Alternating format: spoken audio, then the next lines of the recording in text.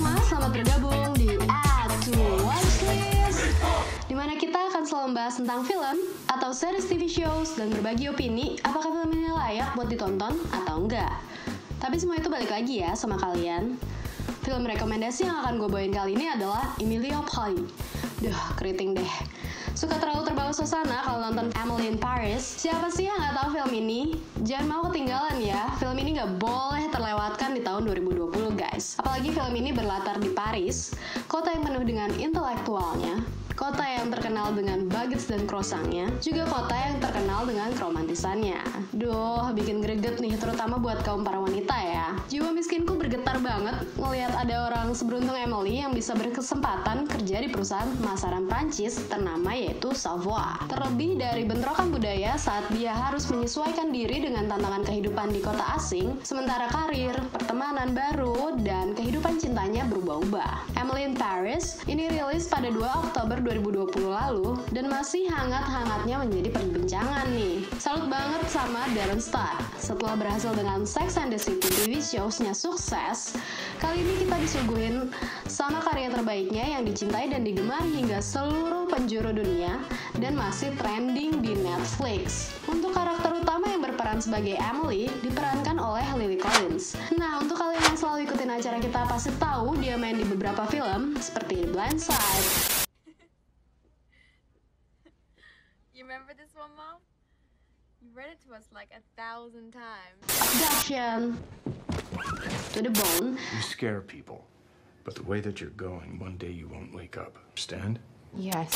Dan masih banyak lagi, tapi baru kali ini dia mendapat leading role yang berhasil menarik perhatian jutaan cinema lovers. Bos Emily di Chicago yaitu Madeline Wheeler diperankan oleh Kate Walsh. Bos Emily di Paris yaitu Sylvie yang diperankan oleh Philippine Leroy Bulu. Julian, teman kerja Emily di Paris, diperankan oleh Samuel Arnold. Luke, yang juga teman kerjanya yang quirky, diperankan oleh Bruno Guri. Ada juga Gabriel, si tetangga tampan, yang diperankan oleh Lucas Bravo. Pacar Gabriel, si teman baru yang baik, yaitu Camille, yang diperankan oleh Camille Razat. Nah, ada juga karakter favorit gue di sini, seorang babysitter, Mindy Chen, yang diperankan oleh Ashley Park. Sejauh ini, Emily in Paris season pertama cuma punya 10 episode yang berdurasi kurang lebih 30 menitan. Makanya kenapa ini menjadi list TV shows yang santai dan cocok banget ditonton untuk menghibur kalian. Let's get it started. Sebelum gue mulai, spoiler alert ya guys. Buat yang gak mau dengerin bisa langsung aja nonton review filmnya di menit berikut. Emily in Paris bercerita tentang seorang gadis muda yang clueless but hardworking. Dia bekerja di Gilbert Company, sebuah perusahaan pemasaran yang berbasis di Chicago. Madeline seharusnya bekerja di Paris. Namun karena sedang hamil, ia harus digantikan oleh Emily untuk Paris. Emily ini ditunjuk perusahaannya untuk memberikan sudut pandang Amerika kepada perusahaan Prancis yang baru diakuisisi yaitu Savoy. Karena nggak bisa ngomong bahasa Prancis dengan lancar, Emily menghadapi reaksi keras dari rekan-rekannya, terutama oleh bosnya Sylvie. Sementara itu, kekasihnya Doug berencana mengunjunginya seminggu kemudian. Dia tinggal di sebuah gedung apartemen yang memiliki seorang tetangga yang tampan bernama Gabriel. Di awal episode ini juga asik banget bagaimana mereka memperkenalkan sosok Emily dan kebahagiaannya meraih kesempatan tersebut. Next, suatu ketika, Emily sedang makan siang dan bertemu dengan Mindy, si babysitter keturunan Cina Korea, di sebuah taman, dan akhirnya pertemanan baru mereka dimulai. Doug seketika membatalkan rencananya untuk datang ke Paris dan ingin Emily kembali ke Chicago. Tapi Emily nolak karena pekerjaan tersebut bisa jadi batu loncatan dalam karirnya. Dan akhirnya masalah tersebut menyebabkan perpisahan mereka. Beruntung banget ya jadi single di Paris, Em. Go girl.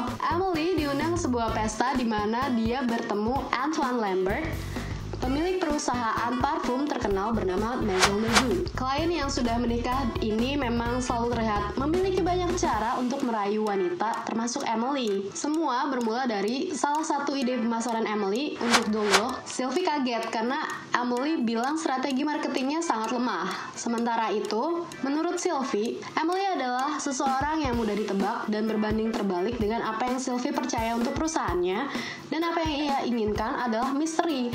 Apalagi perusahaannya hanya menangani brand-brand yang eksklusif. Emily diberi tantangan untuk membuat pemasaran untuk Vagajun, dan saat postingannya tentang produk terkait Monopost di-retweet oleh Brigitte Macron, yaitu Presiden Prancis saat ini, reputasi Emily di antara rekan-rekannya meningkat. Ide-ide dan komentar Emily yang cukup berani ini membuat Sylvie semakin gak suka sama dia, terutama saat Antoine membuat iklan untuk parfumnya yang melibatkan wanita telanjang yang ditatap oleh beberapa pria. Emily sempat protes karena menurut dia pandangan Antoine salah karena terlalu seksis. Namun Antoine terkesan dengan ide-ide Emily yang berbeda, dan sebagai bentuk apresiasi, dia malah mengirimkan pakaian dalam sebagai hadiah. Kado yang cukup vulgar ya, hanya dari seorang klien. Untuk mencegah perselisihan Emily harus menyembunyikan identitas pengirim dari Sylvie. Karena ya dia nggak mau yang lain juga berprasangka buruk sama dia. Terlebih lagi, Sylvie punya hubungan gelap dengan Antoine, yaitu sebagai mistress atau simpanan. Rekannya Julian pun memperingatkan Emily untuk tidak bermain api dengan Antoine. Setelah konfrontasi aneh dengan pemilik toko bunga yang pemarah, Emily bertemu dengan Camille, seorang gadis Prancis yang baik yang membantu Emily untuk membeli bunga. Setelah berkenalan, dia mengundang Emily ke pembukaan seni di galeri tempat dia bekerja.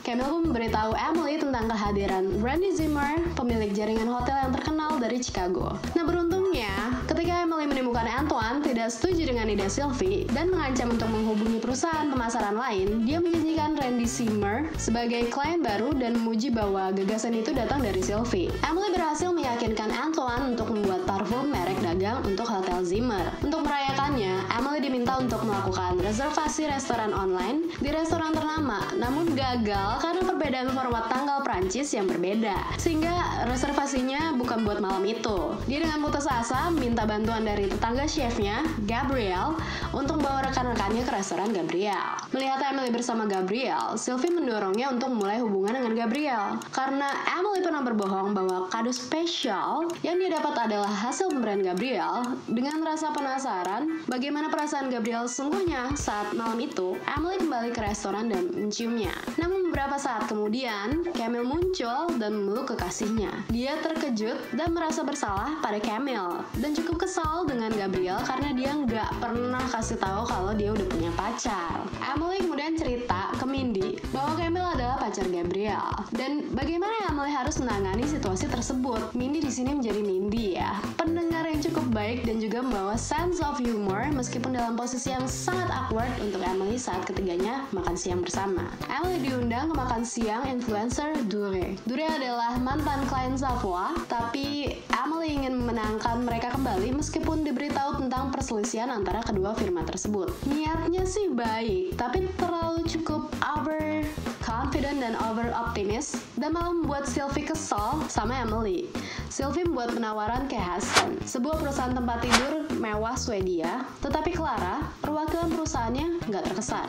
Emily kemudian mengajukan idenya untuk kampanye media sosial dengan menunjukkan tempat tidur di luar ruangan di lokasi terkenal di Paris. Tapi Sylvie malah nggak suka idenya, dan Emily yang menjadi influencer media sosial buat klien yang bukan Savoir, akhirnya Sylvie menuntut dia untuk menghapus Instagram Emily in Paris-nya. Sebelum menutupnya dengan perasaan sedih, dia dan Mindy menghabiskan malam mengunjungi berbagai lokasi terkenal di Paris yang kemudian dia posting. Keesokan harinya, Clara dari Heston menelpon Sylvie untuk memberitahunya bahwa dia menyukai foto Instagram terakhir Emily yang diambil di La Place de Liga dan ingin Emily memposting tempat tidur mereka di jalan yang sama. Dia bertemu dengan Camille dan mengajaknya untuk berfoto bersama dan diunggah ke dalam akun sosialnya. Ini menimbulkan undangan sekaligus ancaman bagi hubungan Gabriel dan Camille. Sampai sini aja bocoran tentang series yang satu ini ya Cinema Lovers. Karena sekarang gue mau review keseluruhan series Emily in Paris. Dari lihat trailernya aja, Emily in Paris udah berhasil banget memikat perhatian gue.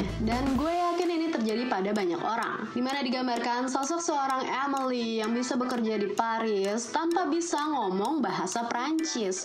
It is impossible dalam realita. I feel like I should wake up after watching this series. Apalagi bertemu dengan orang-orang yang menarik dan menggoda pastinya. Juga tiba-tiba bisa menjadi seorang influencer terkenal cuma dari postingan yang basic. Tapi alur ceritanya ini malah buat gue penasaran, pengen mencari tahu gimana sih cara dia melakukan pemasarannya sampai bisa meroket hanya dari Instagram. Cuma sayangnya mereka nggak memperluas aspek itu. Kalau Kalau dikasih tahu mungkin semua orang bisa jadi Emily ya, cinema lovers. Tapi itu nggak langsung jadi a big disappointment buat gue. Mereka nunjukin sisi kehidupan Emily di mana karir, persahabatan, dan percintaannya yang baru dimulai sejak dia pindah. Ini yang paling bikin banyak orang terbuai adalah dengan karirnya dan cara dia untuk mempresentasikan ide-idenya secara spontan juga menimbulkan banyak komentar dari para fansnya.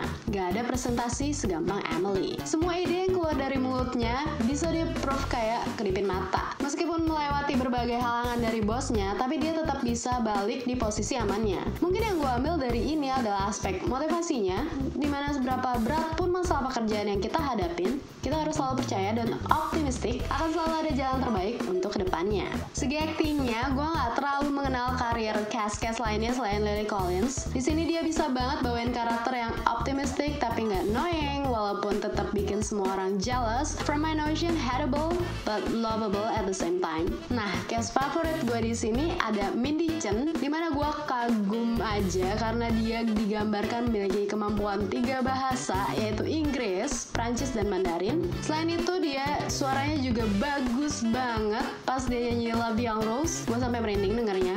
Karakternya juga fun dan energik banget. Ada juga Julian dan Luke yang gak ketinggalan, si duo combo yang nambahin kekocakan dalam series ini, yang juga sebenarnya sering ngebantuin Emily in their own way. Soundtrack musiknya juga enak-enak, dan terlebih lagi kostum desainnya yang dipakai setiap cast itu spektak banget deh. Karena dari segi warna-warnanya, modelnya, terutama outfit yang sering dikenakan Emily, itu rahasianya adalah style mereka didesain oleh Patricia Fields, yang juga desainer dari Sex and the City series. Pantas aja keren semua. Emang ya, Paris itu kota yang begitu indah dengan gedung-gedungnya. Jadi dimanapun set mereka ditambah dengan pilihan-pilihan outfit mereka itu selalu selaras. It is matched perfectly. Jadi sesuai aja gitu dengan kesan yang mereka mau kasih lihat buat audiensnya. Enak banget di mata. Thumbs up banget buat Emily in Paris. Bisa kasih tontonan yang fresh dan buat kita pengen cepet-cepet travel lagi. A really big success deh buat Emily in Paris the series. Meskipun banyak juga komentar negatif tentang bagaimana dia mempresentasikan budaya dan kota Prancis tersebut. So, seperti biasa, gue akan tambahin ini ke dalam list nonton gue pastinya, dan gue gak sabar apakah bakal ada season keduanya. Untuk tahu lebih lanjut bagaimana hubungan percintaan Emily, siapakah yang dia pilih? Gabriel atau Matthew? Atau apakah ada pria-pria tampan lain yang muncul di kehidupannya? Buat yang belum nonton, langsung aja cek kisahnya hanya di Netflix. Dan untuk yang udah nonton, jangan lupa like, subscribe, komentar di bawah ini apa pendapat kalian tentang film yang satu ini. Tekan tombol loncengnya juga biar nggak ketinggalan review film kita selanjutnya. Gua Novi, sampai jumpa di episode selanjutnya. Add to watch list presented by Cinema Hats.